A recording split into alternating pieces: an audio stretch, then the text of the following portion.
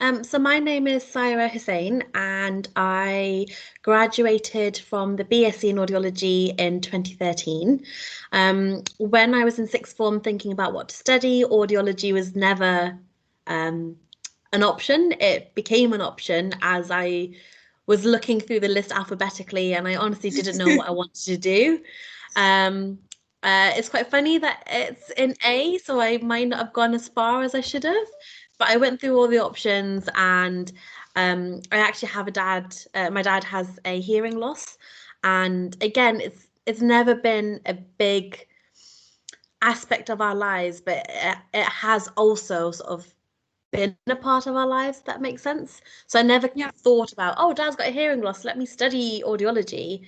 It's only when I started the course I was like, oh, this is why Dad might jump every time you come in the room because he hasn't heard somebody come in, and really little basic things that you think you would understand. So I did some work experience in the Birmingham Children's Hospital, and I just fell in love and studied the degree. I finished, and I still had a case of, what do I do next? And I really wanted to work with children. And at the time, I thought maybe the getting in a master's was the best idea.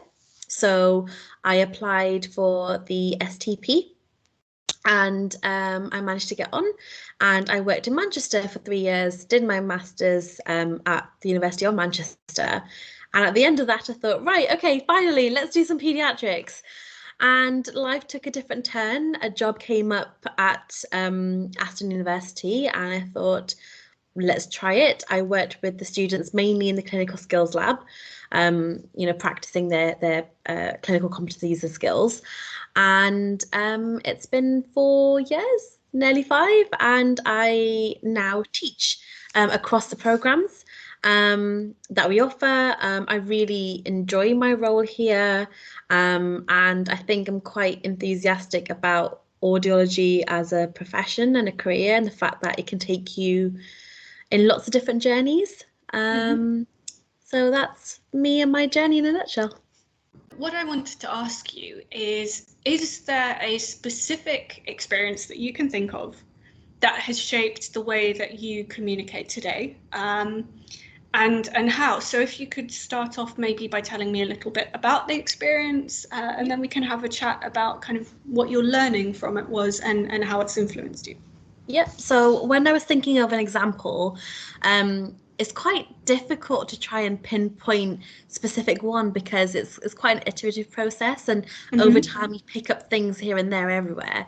But I know for me, quite a big one was um, uh, experiences with interpreters. I think a lot of the time in the community that I was in, you can get patients that might just look at you and assume you speak a certain language. Now, I can understand bits, but I'm not very good with the speaking side. So we would still book an interpreter because that's fair for the patient. So there was an occasion in a pediatric clinic where this mother had come in with her three children. Um, and there was a congenital basis to the hearing loss, and it was a yearly just annual monitoring of the children's hearing to see how they were progressing and how things were. So when it got to the results explanation and just talking about the next steps, um, the interpreter wasn't saying line for line what I was saying. So normally, when we're with interpreters, you're told to sort of give a line, keep it nice and short, but speak directly to the patient, and then they'll Mm-hmm. repeat the line, and then they can ask any questions, etc. So I was saying my line, pause, interpreter said a line, but then the line became a bit of a monologue, and in my head, I knew I didn't say that, and I was able to understand about at least 60% of what the interpreter was saying. And it got to the stage where I was like, no, no, I didn't say that. And it was becoming quite an issue. It got to the stage of the mum asking the interpreter questions and the interpreter not telling me. Um, and I think some of that, I'm not saying that this interpreter wasn't doing their job. They were still doing their job, but I think they've had a lot of experience in audiology clinics and potentially were ad-libbing a little bit. And I think my role within all of this should have been to step in, even if I didn't understand the language. I should have known by the amount of time that they're spending explaining what I've said didn't add up. And it did get quite messy because I was then having to unpick a lot of what the conversation was. And then I was sort of struggling to try and get my point across. And it did make me think, oh gosh, I should have said something earlier, or it makes you reflect on you as a person as a whole. And I was sat there thinking, oh, maybe I should have listened to my grandma some more when she said, learn to speak the language. And I was like, oh, it's fine, I won't need it. So in the end, it did kind of get resolved. But from that situation onwards, whenever I had, and not even just with an official interpreter, with relatives and families. So, and even if it's not a language that I semi-understand, it was any language where English may not have been the first language, you can tell when perhaps, the full sentence isn't being conveyed, or a patient or a family member, so the family member's answers on behalf of the patient, and you're there like, that's not why I asked. And trying to be a bit more mindful of family dynamics and how they work, but also making sure that the patient is getting the information that they need, because at the end of the day, that's what I perceive my job to be.